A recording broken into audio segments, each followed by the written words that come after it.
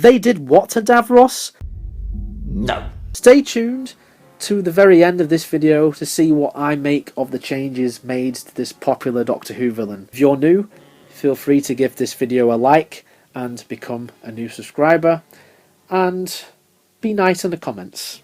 The 2023 Children in Need minisode was an absolute blast from the very first second.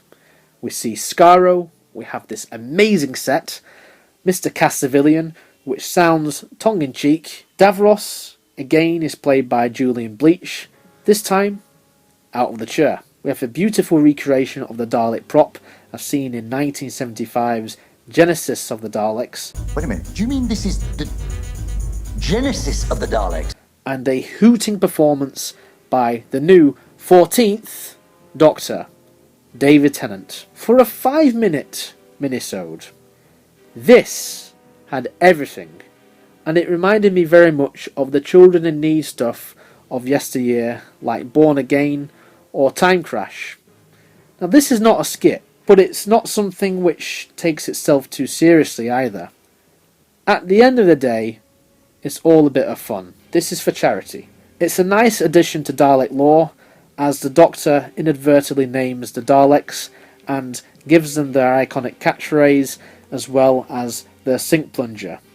It's really great stuff. The controversy surrounding this, however, concerns the lack of a chair for Davros. Davros no longer has a disability. The obvious point to make about this is that the minisode is set some time before his accident took place, thus making this a prequel to Genesis of the Daleks. You say so.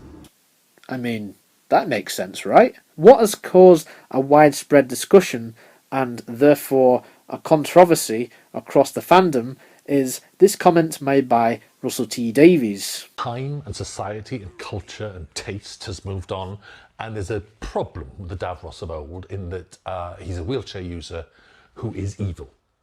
And I had problems with that, and a lot of us on the production team had problems with that, of associating disability with evil. And trust me, there's a very long tradition of this. I'm not blaming people in the past at all, but the world changes, and when the world changes, Doctor Who has to change as well. So we made the choice to bring back Davros without the facial scarring and without the wheelchair or his support unit, which functions as a wheelchair. I say this is how we see Davros now.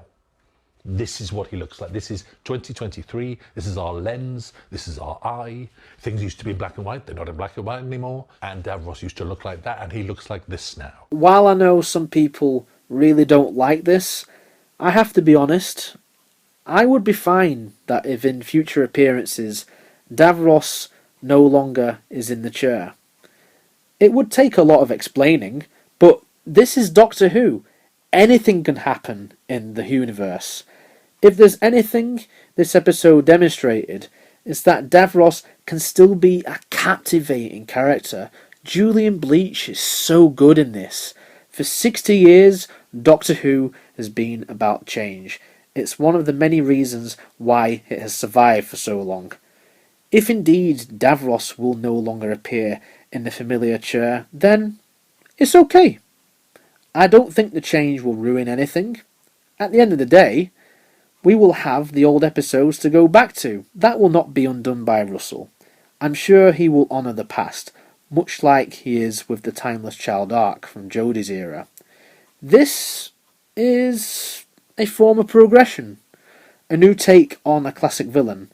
It's not undoing anything that we've had before, it's just changing a few things. I am fascinated to see what will be done with Davros in future appearances, if indeed he returns.